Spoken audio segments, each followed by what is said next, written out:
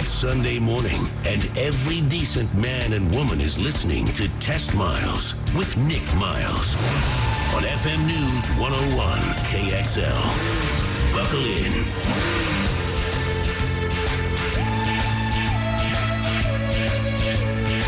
Sunday morning and time to talk cars for the next 60 minutes on your weekly automotive radio experience. I'm Nick Miles. You're listening to America's Automotive Radio Show, Test Miles.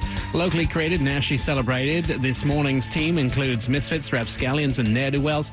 Genya the intern, Sean Walker, our producer, Old Man Brad, and of course, Oli the Viking Volvo seller. So what have we been driving this week? We've had some test models. We've been putting them through their paces to check out whether or not you should put them on your test drive list. First of all, I've been in the VW Passat. This is a four-door sedan, above average passenger and cargo space.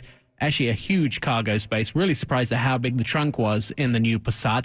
Refined and quiet for this generation. Fuel efficient. It has a diesel engine. It has a 1.8 turbo, a V6 option, and of course, high on the safety scores. The bad parts about it are the performance is a little sluggish in some of the models. The GSG transmission is somewhat lackadaisical, and the latest safety features are a little bit behind the times, although the vehicle does rate well. So the engines are that turbocharged 1.8, a four-cylinder 2.0 liter, and also the diesel and the V6 as well, a 3.6 liter. Turbocharged horsepower gives you 170. In the 2-liter, it's 150 without the turbocharger, and the 3.6, 280. I actually kind of like the 3.6 a little better because of the more horsepower. The DSG, of course, is their transmission. It also comes with a 5-speed manual. Unfortunately, just front-wheel drive. You'll get a total of about 35 miles a gallon out of the diesel, and it steps down if you try the other versions. Now, what does it compete with, you ask? The Ford Fusion, the Honda Accord, the Nissan Altima, Chevy Malibu, Mazda 6, Toyota Camry are its main competitions. It is actually an interesting trim level vehicle because they have a couple of special trim levels, including the Wolfsburg version of the vehicle, which I kind of like the idea. And the price is pretty good, $21,320. Definitely the diesel version would be on my test drive list. Living in the Northwest, got to do a little diesel. Also been test driving the Acura TLX. This is a premium four-door family sedan. It's fairly quiet on the inside. Of course, Elliot Shiner did the sound system in this. He was the guy that's produced Steely Dan and the Foo Fighters. His sound system, unbelievable on the inside of this car. Good, quiet handling, fairly sporty. The underwhelming acceleration is a little something to be concerned about, and the braking is a little sluggish. Couple of different engines you can get in the Acura TLX. First of all, the 2.4-liter four-cylinder, 3.5 V6, and a 2.4 cylinder will get you 206 horsepower, go up to the V6, 290. Nice 9-speed automatic transmission, or an 8-speed automatic is available as well. It does come in all-wheel drive. About 28 miles a gallon is the average, 35 on the highway. We'll tell you that I'm only getting about 22 out of this, and that's a little concerning. The other thing that's very concerning is this horrible transmission they have put in there. It is the push-button transmission. So you get a different shaped button on the center for every single thing you want to do. Drive, park, reverse. First of all, reverse is a pullback. Drive is a push button, park is a push up the other way. They're different buttons, and it looks like somebody went to a antique store and bought a different piece of china for each set of your dining room plate set. It looks terrible, and every time I need to reverse. Normally, you know where what you do in a car, you reverse. You're driving somewhere, you want to reverse out, just you know where the car's going to go. You pull it down, you pull it up a couple of swings. If it's a manual, you go up to the right or down to the left. No. I have to look down and go, which one is reverse? I'm not sure. What am I doing? That's shocking because Acura is so nice at designing their cars. I think this new transmission, it's also in the RLX. I think this new transmission, horrible. I think they made a huge mistake with this. Love the car, the transmission, I could flush it. right? Tomorrow.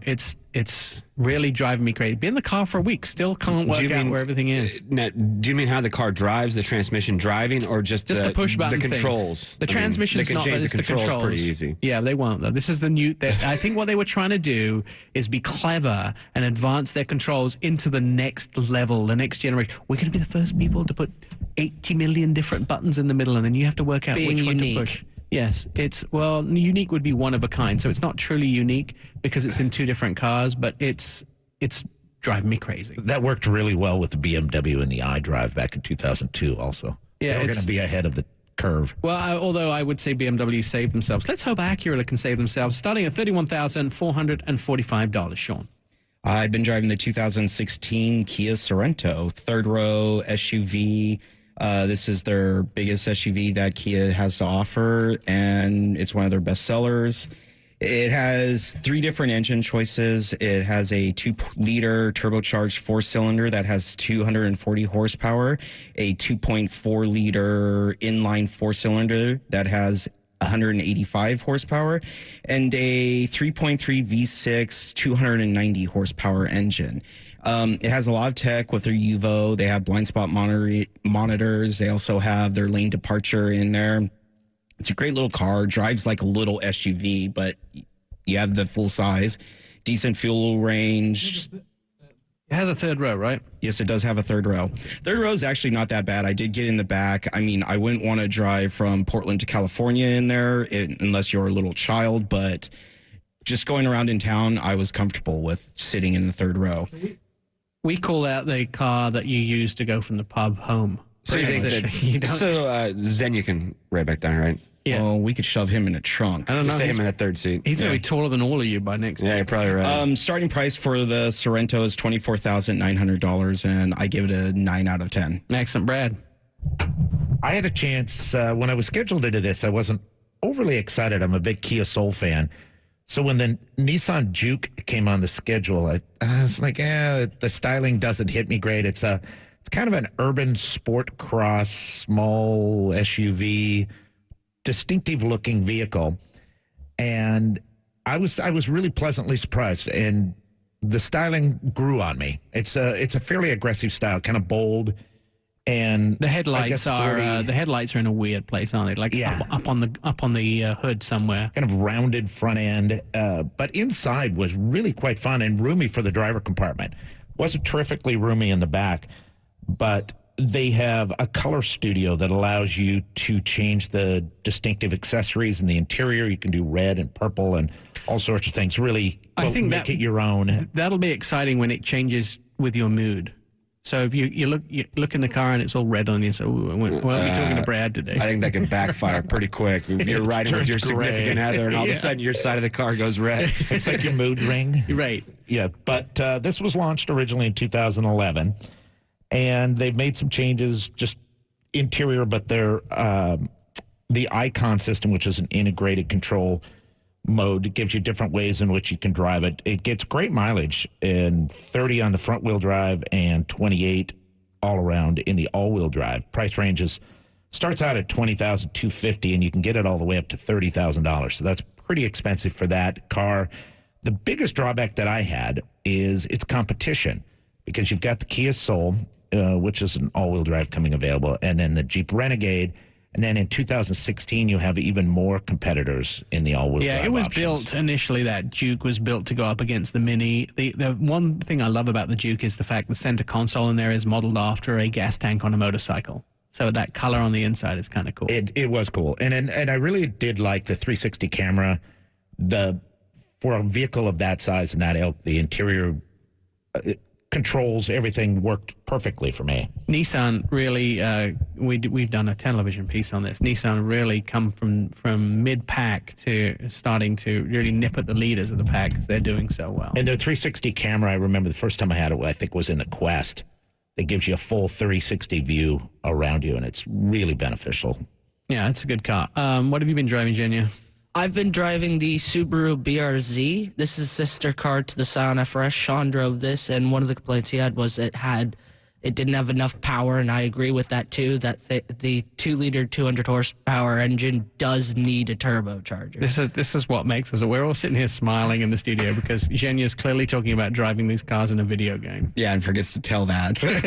Because he's only 14 and he doesn't have a driver's license yet. But the nice thing about the BRZ and the FRS is they're $25,000, but they're actually cars that actually make you that look more expensive than they are. I do. One of the big things I don't like about the FRS and the BRZ is the power in the low gears is very slow. So your 0 to 60 times are just disabled by the amount of power that's converted onto the road.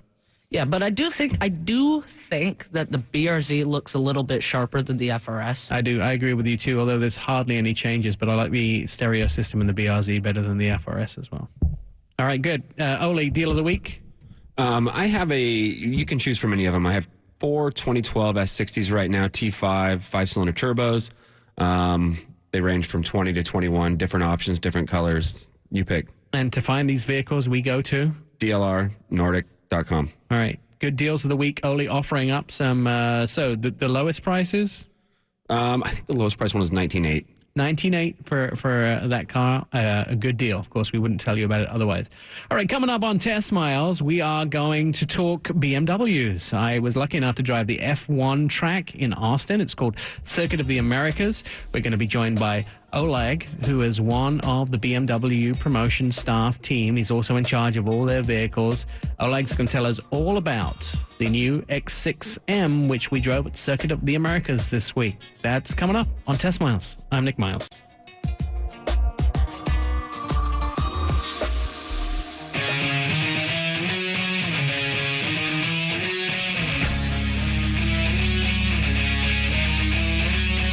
Test Miles, like NASCAR, but with one right turn.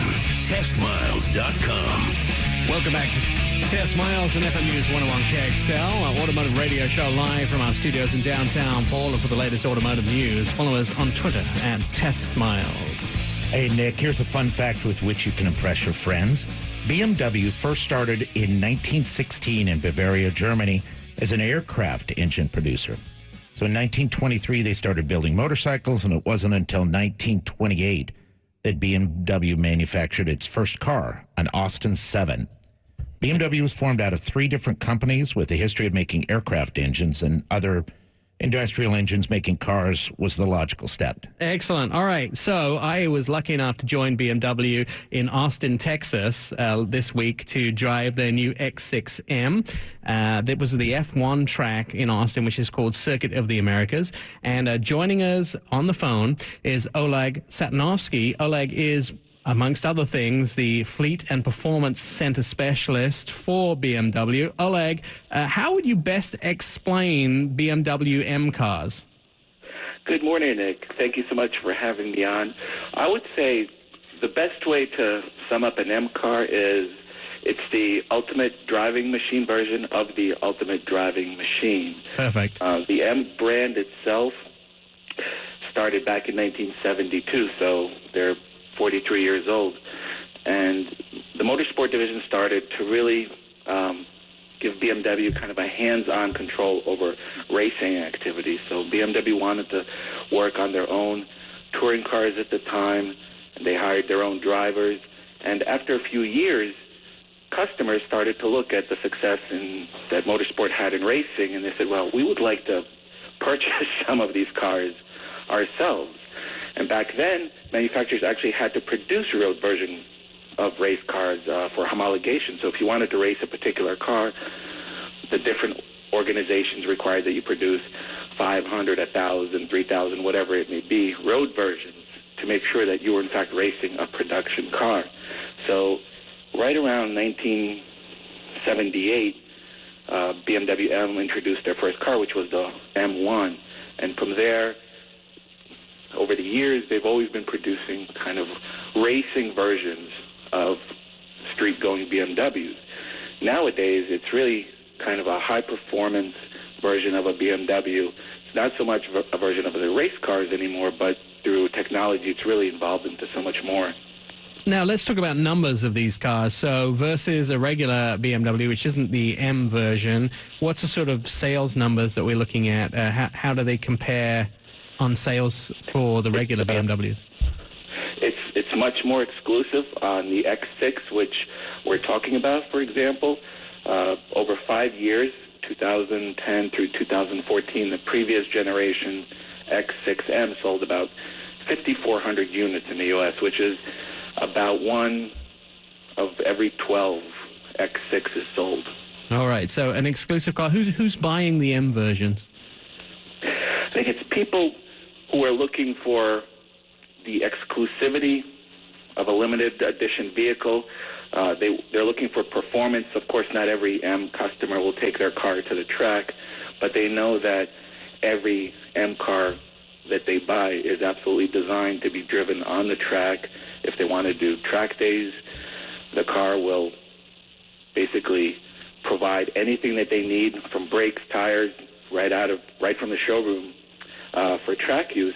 But also, nowadays cars are equipped with more technology, more comfort features. So M cars have kind of become track-oriented, but at the same time more comfort-oriented. Before, 30 years ago, an M car would have been very finely focused on track use and may not have been the most comfortable car to drive on the street. Nowadays, the cars do both. So it's really people looking for a more exclusive, although also a faster BMW. Let's talk about the differences between an X6 and an X6M. How is the M engine and the horsepower compared to the regular X6? It's quite a bit more than the standard X6. Of the two versions of regular production X6s, we have an X6 35i, which is a twin turbocharged 6-cylinder engine that makes 300 horsepower and 300 pound-feet of torque. The next step up is the X6 50i, which is a 4.4-liter V8 twin turbocharged as well. That's 400 horsepower and 450 pound-feet of torque. The X6M takes that to the next level. It's 567 horsepower at 6,000 RPM, which is 20 horsepower more than the previous X6M. It's also 553 pound-feet of torque, which is 53 more than previous generation. So it's quite a large increase in power. But the X6M, for example, it's not just power, it's also lighter weight material. So the X6M is actually lighter than the X6 50i, but it's faster. So for a 5,100-pound vehicle, the X6M runs from 0 to 60 in 4 seconds flat, which is truly sports car territory. No, it's an unbelievable vehicle, and I will tell you, so when we were in Austin last week, and thank you BMW for inviting me, and thank you Oleg for that, but when I was in Austin last week, I drove this car around the track. I'm not a great track driver. I like to do it because it's an experience, but I get fairly scared. We didn't have helmets on, which was a nice part of it on the F1 track, so you didn't have the restrictions, but it was about 30, 32 degrees first thing in the morning. It warmed up to mid-30s in the middle morning. And when I got out of that car, soaking wet. I was just sweating down my back. I scared the living daylights out of me. Oleg, thank you so much for joining us this morning on Test Miles. You're a good friend, and you've always helped the show out. Thank you so much. When we come back, thanks, Oleg. When we come back, we'll talk about a website which is Portland-based, and they specialize in the smallest, greenest, funnest parts of life. We'll tell you more about that as Test Miles returns. I'm Nick Miles.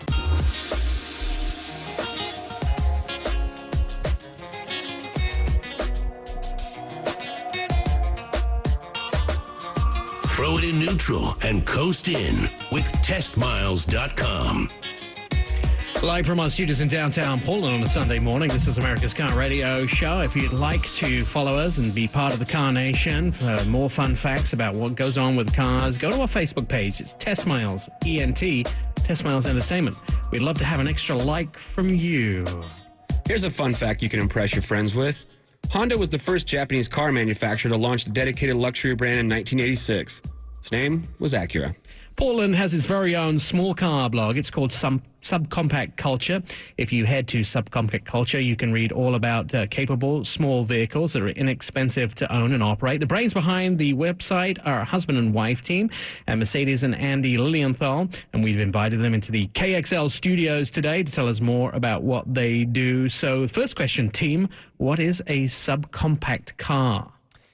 Yeah, so a subcompact car, technically, it's actually defined by the EPA on interior volume, which actually is kind of strange considering it makes some cars that are much larger classified as a subcompact. But generally, I typically go by a wheelbase. So something with a wheelbase of around 100 inches, I typically consider a subcompact car. So obviously, something that's not too big. But, it doesn't have to be something as small as a smart car, too. So, the Nissan Versa, some of these other, cars out there that size are definitely a subcompact. But then you step up to things like compact cars that are things the size of, say, a Subaru Impreza or a Honda Civic, Ford Focus. And they still fall in that category. The interesting thing is, so you're telling me that we're really using an antiquated government stat to show us what a subcompact car is. Really, it's what falls into a lifestyle size almost? Yeah, exactly. If you go on the EPA's website with regards to car classification, you'll find out that, for instance, a Ford Mustang is technically a subcompact car, whereas a Nissan Versa is a midsize. So it makes no sense, but it's based on the interior size of the car. So why did you guys start the website? So we started the website because actually a friend of mine had said, hey, have you ever thought about, you're a car enthusiast, you ever thought about starting a car blog? And I thought, well, this was back in like 07, 08, and I thought, do people really read blogs? Of course, nowadays we think that's almost laughable. But so I just kind of started out and started writing about my passion, which is our passion, which is small cars. And there wasn't really anybody doing it. And it was just kind of a sort of an experiment to see if people would like it. There's small cars are one of these deals where a lot of times if people see that you are driving a small car, they think, well, they don't have any money, or they're poor. Well, there's actually lots of people that enjoy driving a smaller vehicle just because it's more maneuverable, it's less expensive to maintain, sometimes more fun to drive.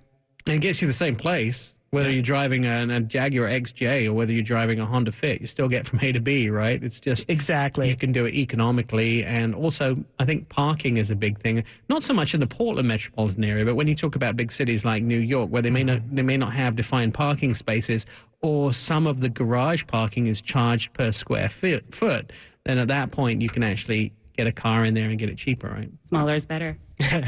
Oh, that works out for me too, only being 5'4". So how popular is my height?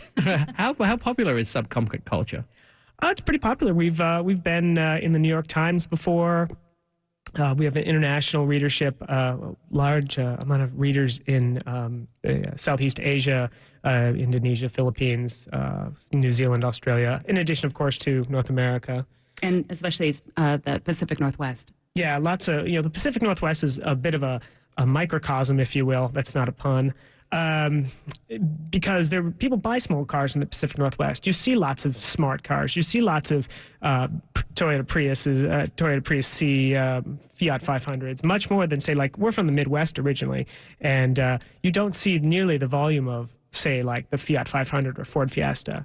I was interested to know the new survey that came out this week that showed what the #1 cars were in different states. So there's a map online at AOL Autos, and they have this map, and they show. And I wasn't floored about Seattle. Seattle is pretty obvious. The Subaru Outback was the #1 selling car, but Portland or the Oregon, it's the Ram 1500. It's the #1 selling vehicle in our state. I was kind of shocked by that because I always thought, we are the green guys, we are the small cars, we are the Subaru nation.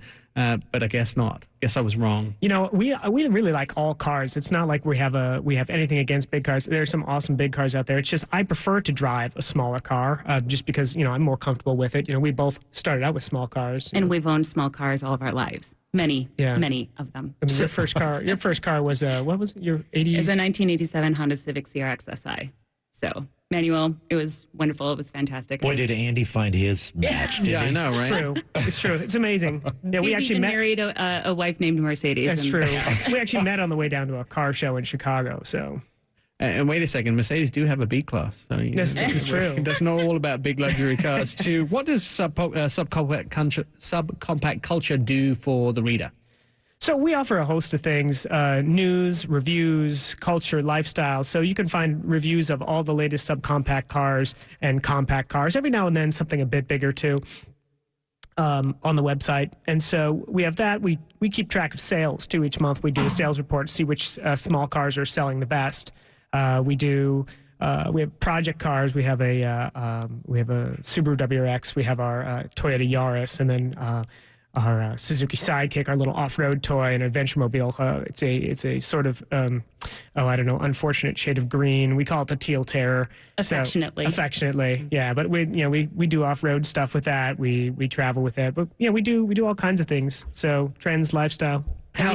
Go on. And we talk about all sorts of facets of it. So it's not necessarily just the fuel efficiency. It's the looks. It's, what we like about them, what we don't necessarily like about them. It's a very honest opinion in regards to all facets of all the cars, whether they're our own or the test review vehicles and so on and so forth. Perfect. Now, tell me a little bit about, in your opinion, what are the best 5 subcompact cars in North America? So, yeah, we have... You're looking at each other because you want to make sure you don't say something the other one doesn't want to say. Yeah, that's we sometimes differ in opinion on this, but we talk about it quite a bit. I think from an entry level perspective, like somebody really just getting into a car, the Chevrolet Spark is an amazing little vehicle. I mean, it really shows that you don't have to spend a lot of money to get a really decent, really cool, modern small car. It's not a penalty box like they used to be back in the 80s and early 90s, where you would get a vehicle that was really inexpensive and really low on features. The Spark is great. You can get them as low as around $12,000 right now for a brand new 2015 Spark LS. Yeah. So that one...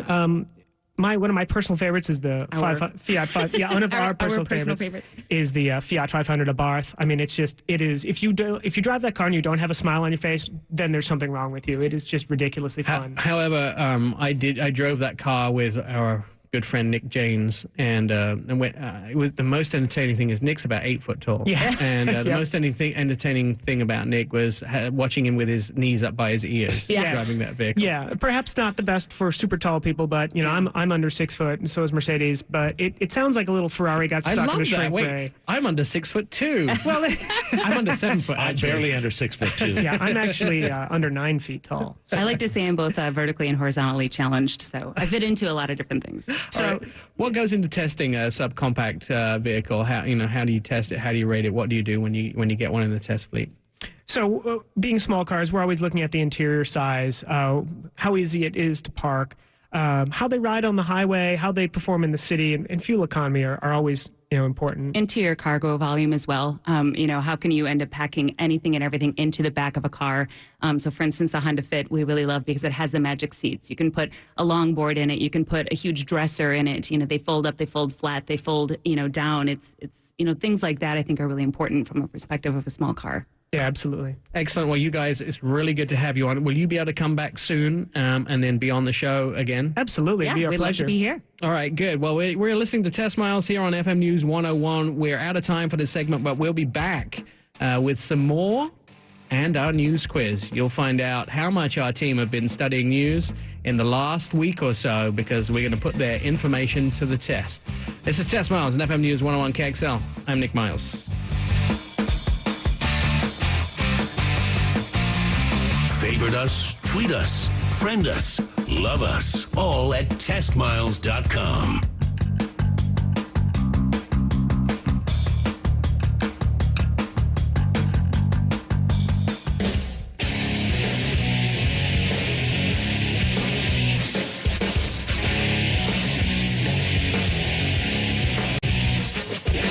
It's Test Miles on FM News 101. We'd like to keep you informed all week long. And to do that, just go to Twitter and follow us at Test Miles. That's our Twitter handle. Hey, Nick, here's a fun fact that the Dodge Viper was almost called the Challenger. When Bob Lutz ran the company, he was going through some names like the Python, the Sidewinder, and almost came up with the Challenger before coming up with the nameplate Viper. Thank goodness for that, because the whole snake thing would have fallen on its backside if you called it the Challenger with a snake emblem. just wouldn't have worked. Right, this is the part of the show when we like to see how much knowledge our in-studio team has of the week's car industry news, which means it's time to play the news quiz. So here is the first question. Who is recalling more than 170,000 vehicles to fix engine compartment seal problems that may spark a fire? Bradley. Hey, I know this one, and shocking, it's Mercedes. We think of Mercedes as ultimate quality, but they've got a problem with predominantly the 2013 to 2015 E350s. It's a seal that is in the back of the engine compartment and can fall down into the engine and catch fire. Don't like that at all. Doesn't work for me. Ford is teaming up with who to build a limited edition Mustang GT? Oli. Ford is going to be teaming up with Petty's Garage, Richard Petty, and it's going to be based off. They got a lot of people interested. They have a Ford Mustang that they had down at SEMA that they built. It's a 627 horsepower Mustang. They're going to be offering a stage 1 with about a number of 100 and a stage 2, which has some other upgrades, special paint. And they're going to offer 43, but one of them's already spoken for with Brian Johnson from AC/DC. Already has dibs on one of those. Excellent. All right, next question. Who is going to change the name of their electric car? Sean. That's going to be Chevrolet with the Chevy Bolt. They're going to rename it the Electra. I actually thought the Bolt was good, although I got confused with the Volt and the Bolt all the time. But the Electra, I don't know, it sounds like a 1980s singing star to me. It actually sounds like a stripper's name, sorry. It sounds like a bombed movie with Jennifer Gardner in it. All right, next question. Which automotive company announced they will build a new $500,000 car? Genia. Mercedes-Benz. And? They have decided to take the Mercedes S-Class Maybach and put a Pullman badge on it and stretch it. They stretched the whole thing. It's got 4 seats in the back instead of 2, like the normal Maybach, and it's going to cost $500,000, and that is just higher than a Rolls-Royce money. No. Depends how much you get your Rolls-Royce. I'm kind of thinking we need one of those at Lucky Limousine. Oh, do you? How great would that be? I wonder if you get a long-term test drive out of one. Oh, perfect. That way you could just use it. So and when we make have money out of Jay-Z it. coming into town, we can just order that one up. All right, electric car charging companies are competing with who for more electric charging market placement? Bradley. As the resident electric guy, I guess, here, I will do this one. It's the public utilities, which some companies like, all the charging stations that are out there are saying, should we be using public money and competing with the utilities to compete against us, which is ironic since public money is going in to fund the sale of electric cars. So PGE and some people like that are getting into owning the charging stations. See, I think it's probably a good idea to keep them going, but here's what happens. So electricity is not being used as much. We're all going to electric saving And solar power appliances and people going to solar power and trying to save money. So what happens is they're trying to up the amount of revenue that they make, so they're muscling in on somebody else's territory. But ultimately, don't they make money if we recharge on electric anyway because they sell them the electric money? But they're going to get it on both ends now. Yeah. So they'll own that. I'm not sure I like that. I like the idea that they promote these things, but I don't like the idea of them saying, I want a bigger percentage of the pie. All right, which NASCAR driver broke his leg in an accident is now out of the Daytona 500? Oli, I think that is. That is Oli, and or me, I should say. We shouldn't use third person, I don't think. No, it's very confusing for the audience. Kyle Busch, sorry, he broke his leg yesterday in a race, and it stirred up a lot of commotion mostly between NASCAR drivers because he hit a wall that didn't have a safer barrier, where most of the track does. They think the whole track should have the safer barrier at this point. Coincidentally, his brother's out of the race, so they can watch it together. The accident looked like he was far more seriously hurt than he actually was. And of course, you sometimes get, disorientated by the fact that when these cars hit the wall, the idea is that they break into a million pieces. So the energy goes in the direction everywhere but the driver and saves the driver. But I thought that was going to be a lot worse than it actually I think this time next year the entire track will have the safer barrier, and with the kind of money that's going around and protecting drivers from injury, I think every track should be. Absolutely. All right, final question in this morning's news quiz. According to the USA Today, what states have the worst drivers? Sean. That would be a tie, actually, for Montana and South Carolina. They just have the worst drivers. But if fatality rate goes to South Carolina, failure to obey traffic laws is Oklahoma, number 1 speeding tickets is Hawaii, and careless driving is Delaware. Oh, good. So Oregon didn't make any of the top ones. I kind of like that. I do know that the worst driving countries, or the worst country for driving is Russia.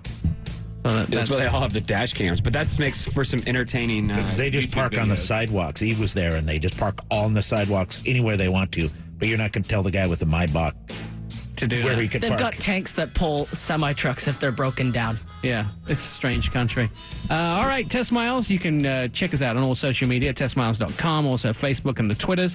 Thanks to the guys from Subcompact Culture. Thanks to BMW. We'll talk to you soon. We'll be back next week. I'm Nick Miles.